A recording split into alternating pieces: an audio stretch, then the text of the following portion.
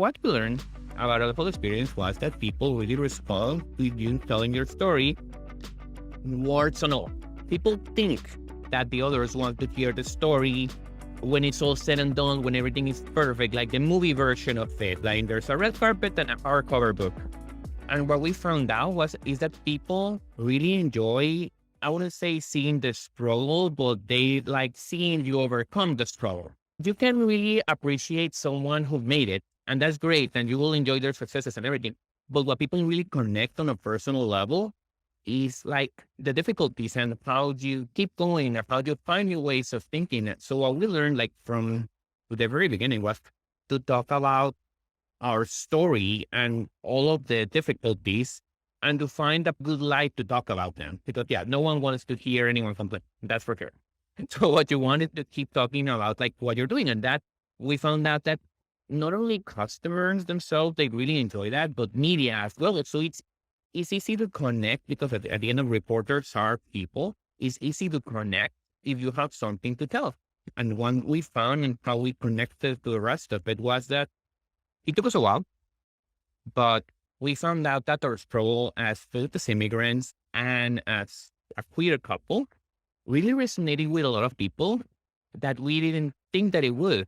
Because again, we're kind of expecting that people will relate to their own problems, but the reality is that they do want to hear more about them. So what we found was that the space about talking about how, I wouldn't say difficult, but how challenging it is to really stay true to yourself, to really create a brand that expresses your values, when that's not necessarily like the most mainstream view of things.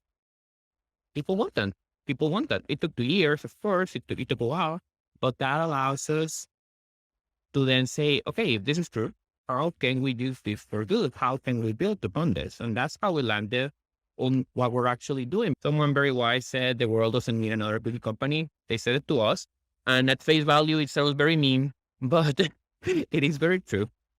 So that what we're building now, it goes way beyond like just cookies, and it's more about like sharing each other's stories. I love that. How do you keep the stories fresh? I mean, when being in business for so long, you see this with, companies who have been around a long time, and they're like, oh, we've kind of lost the storytelling of the company, but what's even relevant anymore? And how do we not keep retelling the same stories that everyone has already heard? How do you view that challenge to stay fresh and keep people in the loop while not overtelling maybe a story that the media's already run? That's something very interesting. I had to start running the PR for us because it's only the two of us. So I've learned that there's always a story that you can tell. There's always happening, especially when you're an entrepreneur. There's always something new that is happening. For example, what happened to us for the pandemic, that we came from Guatemala, that we did the farmers market for a month. When we moved here, we didn't even want to spend money. We were sleeping in a air mattress because we didn't know what was going to happen.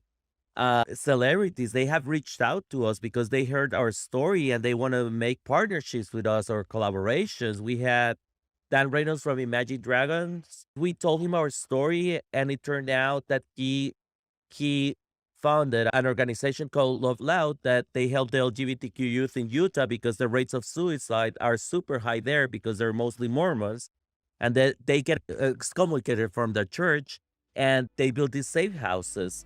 So it resonated with what we have lived. It made sense with our values. And we ended up partying it up with them. And every time that we tell our story, like an opportunity comes, and we turn that opportunity into a storytelling, and that's how you keep going. Hey, thanks for watching. This segment was made possible by our friends at Salesforce Commerce Cloud. If you're looking for the #1 platform for all your commerce needs, go check out salesforce.com/commerce. And don't forget to subscribe below and tap that little bell icon so you can stay on top of all the amazing new segments and full episodes that we'll be putting out over the coming year with some of the best and most influential commerce leaders out there.